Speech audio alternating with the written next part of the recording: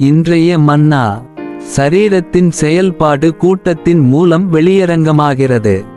வேத வசனங்கள் 1 கொரிந்தியர் 14:26. சகோதரர்களே, அப்படியானால் என்ன?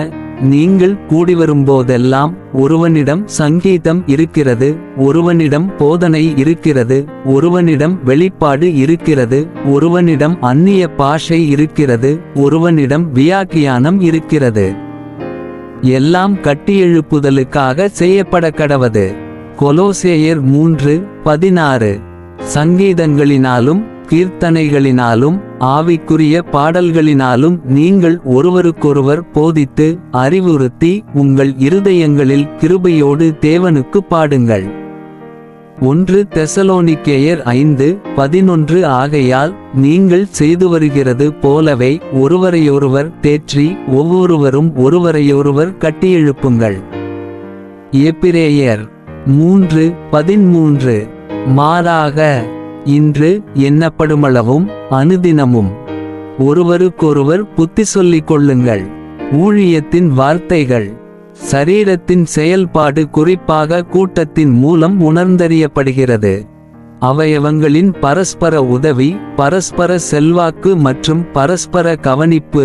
எடுத்துக்காட்டாக, கண்கள் கால்களுக்கு உதவுதல், காதுகள் கைகளுக்கு உதவுதல், கைகள் வாய்க்கு உதவுதல் கூட்டங்களில் மிகவும் தெளிவாக வெளியரங்கமாகின்றன.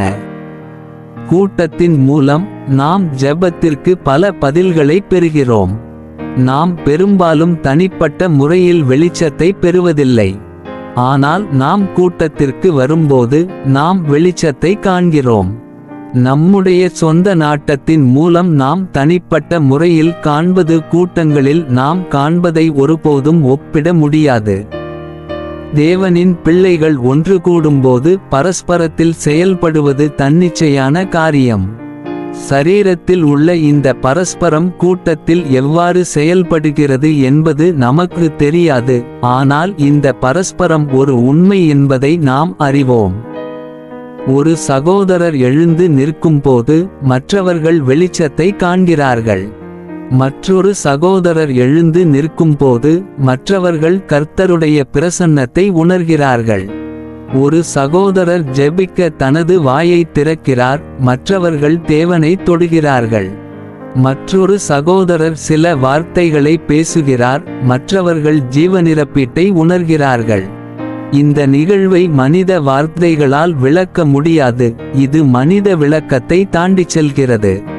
கர்த்தர் திரும்பி வரும்போது மட்டுமே கிறிஸ்துவின் சரீரம் எவ்வாறு பரஸ்பரத்தில் செயல்படுகிறது என்பதை நாம் உண்மையில் அறிவோம். இன்று நாம் கர்த்தருடைய நியமனத்திற்கு கீழ்ப்படுகிறோம். ஆமென்.